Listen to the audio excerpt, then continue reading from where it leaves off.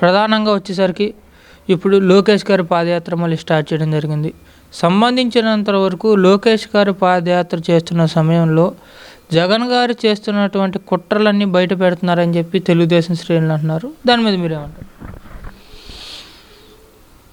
లోకేష్ బాబు పాదయాత్ర రాష్ట్రాల్లో చైతన్యం కలిగజేసింది. ముఖ్యంగా ప్రభుత్వంలో జరిగేటువంటి అసమర్థత అంతా కూడా ఈ పాదయాత్రను వేదికగా చేసుకొని ఎవరికి వాళ్ళు అక్కడ స్థానిక సమస్యలు కానీ, వివిధ వర్గాల సమస్యలు కానీ, వివిధ వృత్తుల సమస్యలు కానీ చెప్పుకోవడానికి చక్కని వేదిక లోకేష్ బాబు పాదయాత్ర. ఈ పాదయాత్రలో ఈ రోజుతో ముగటం జరుగుతుంది. ఈ రోజుతో ముగిసేటువంటి పాదయాత్రలో రాష్ట్రం నలుమూలల్లో ఆయన చేసినటువంటి పాదయాత్రకి ఏ ప్రాంతంలో ఏ సమస్యలు ఉన్నాయి అనేది కూలంకషంగా జరిగింది.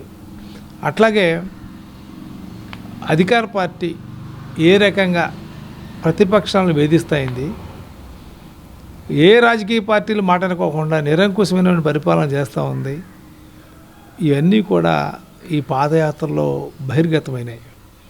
దానికే దీని మీదనే రేపు రాబోయే రోజుల్లో దృష్టి పెట్టి రాష్ట్రంలో అన్ని వర్గాలకి న్యాయం జరిగేట్టుగా పరిపాలన చేయడానికి ఈ రకమైన ఇబ్బందుల్ని అన్నింటినీ కూడా విడమర్చి న్యాయం చేసి ముందుకెళ్ళేటువంటి చక్కని అవకాశం ఉన్నటువంటి పాదయాత్ర కాబట్టి ఇది. ఈ సమస్యల్ని తెలుగుదేశం పార్టీ కూలంకషంగా చర్చించుకుని ఇక్కడ అన్నింటినీ కూడా దాన్ని మళ్ళీ అన్ని సమస్యల మీద కూడా దృష్టి పెట్టి చేయటానికి పార్టీ కేంద్ర కమిటీ చాలా తీవ్రంగా ఆలోచిస్తూ ఉంది. ఈ సమస్యలన్నీ కూడా దీంట్లో సమస్యలన్నిటి మీద కూడా దృష్టి పెట్టి ముందుగానే వీలైనంత తొందరగానే కొత్త ప్రభుత్వం కనుక ప్రజలు ఆదరిస్తే రాబోయే ఎన్నికల్లో తెలుగుదేశం పార్టీకి అవకాశం ఇస్తే ఈ సమస్యలన్నింటినీ కూడా సర్దుబాటు చేయడానికి తెలుగుదేశం ప్రభుత్వం చేస్తుందని చెప్పి నేను అనుకుంటున్నాను. అదేవిధంగా ఇప్పుడు వచ్చేసరికి లోకేష్ గారి పాదయాత్ర సమయంలో చంద్రబాబు గారి హయాంలో వచ్చినటువంటి కంపెనీల దగ్గర సెల్ఫీ దిగి చంద్రబాబు గారి హయాంలో తీసుకొచ్చిన కంపెనీలు ఇవి అని చెప్పి జగన్ గారికి సెల్ఫీ ఛాలెంజ్ ఇవ్వడం జరిగింది. దాని మీద మీరేమంటారు? పనులు సెల్ఫీ ఛాలెంజ్లు అంటే లోగడ కియో మోటార్స్ అనో ఇవన్నీ కూడా చంద్రబాబు గారి హయాంలో జరిగినాయి.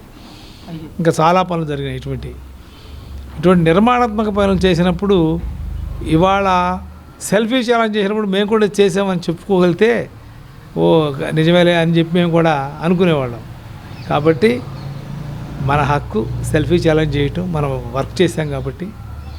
వాళ్ళు అలాగే అన్నిటికీ ఒకటే సమాధానం, వాళ్ళు బటన్ నొక్కుడే సమాధానం వాళ్ళకి. రోడ్లు ముఖ్యంగా రాష్ట్రంలో ఎక్కడైనా చూడండి, రోడ్లు అంటే పల్లెటూరులో రోడ్లు కాదు మేము మాట్లాడేది. పల్లెటూరులో రోడ్లు ఏదో ఉంటాయి సర్వసాధారణమై, కానీ స్టేట్ హైవేస్ లెవెల్లో ఉంటాయి. అంటే నేషనల్ హైవేలు ఏమో కేంద్రమే మెయింటైన్ చేస్తుంది కాబట్టి అవి బాగానే ఉంటాయి ఎక్కడైనా సరే. మనం చూడండి, స్టేట్ హైవేస్ అంటే ఏంటంటే కొంచెం ట్రాఫిక్ వర్ది ఎక్కువ ఉన్న రోడ్లని స్టేట్ హైవేస్ అంటాం మనం.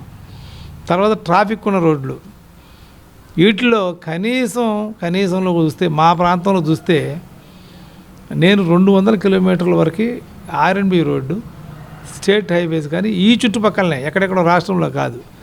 నేను తిరిగిన దాంట్లో చూస్తే ఒక్క 5 కిలోమీటర్ల చలపల్లో వేశారండి వీళ్ళు. ఈ 4 ఏళ్లలో బ్రహ్మాండంగా వేశారు. లక్ష్మీపురం చలపల్లి లక్ష్మీపురం 5 కిలోమీటర్లు వేశారు.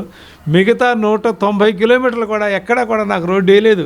ఇంక్లూడింగ్ ఘంటసాల, కొడాలి, రామనగరం కానీ, అవనిగడ్డ, కోడూరు కానీ, అవనిగడ్డ, నాగాలం కానీ ఎక్కడ ముఖ్యమైన రోడ్లు ఈ ప్రాంతంలో ఏ రోడ్డు కూడా అసలు అన్నిటికన్నా ముఖ్యంగా స్టేట్ హైవేగా ఈ ప్రాంతానికి వచ్చేది పామర్రు టు చల్లపల్లి, నాగాలంక. అక్కడ మనకి నాగాలంకలో మనకి మెరైన్ ఇది కూడా ఉన్నది. చాలా ముఖ్యమైనటువంటి ఇన్స్టిట్యూషన్స్, సెంట్రల్ గవర్నమెంట్ ఇన్స్టిట్యూషన్స్ కూడా ఉన్నాయి అక్కడ ఉన్నాయి.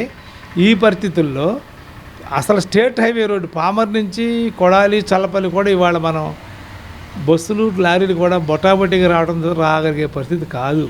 ఇంకా మాకు ఇంకా లోగడ రోడ్ల కన్నా తర్వాత చూద్దాం. మెయిన్ స్టేట్ హైవేలకే దిక్కు లేదు. రోడ్లు దుస్థితి ఇది.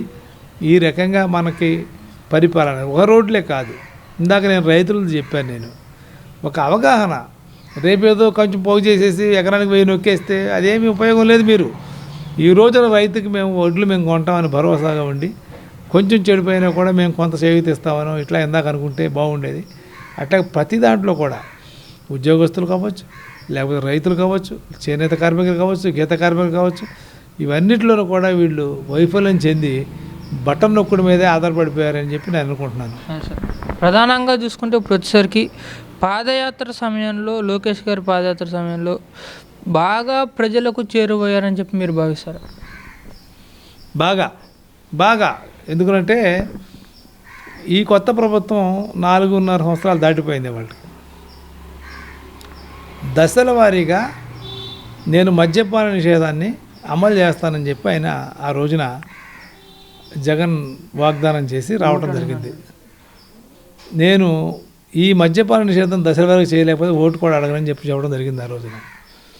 మరి ఆ రోజున ఎంతమంది మద్యం సేవిస్తున్నారో జగన్మోహన్ రెడ్డి ఎక్కినప్పుడు, ఇవాళ అతను దిగేటప్పుడు కూడా అంతకన్నా కాలాన్ని బట్టి పెరిగిన పెరుగుదలే ఉంది, కానీ ఎవరో కూడా తగ్గేటువంటి చర్యలు తీసుకోలేకపోయాయి.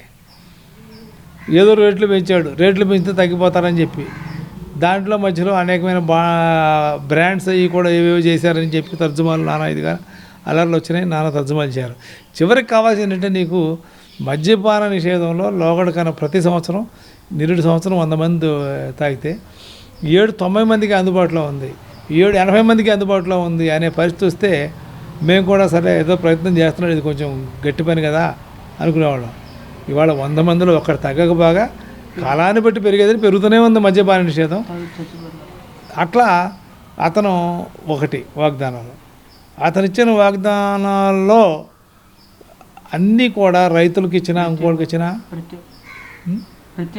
ఇట్లా కూడా అదే రకంగా ప్రత్యేక హోదా చంద్రబాబు వచ్చినప్పుడు ఆయన ముఖ్యమంత్రిగా ఉన్నప్పుడు ప్రత్యేక హోదా మీద కేంద్ర ప్రభుత్వం కొంత దోబూతులాడింది పరిస్థితి. వాళ్ళకు ఉన్నటువంటి అవగాహన ఏంటో, ప్రత్యేక హోదా మీద వాళ్ళకుండా ఇబ్బందులు ఏంటో అనేది వద్దాం, సబ్జెక్ట్ వేరేది.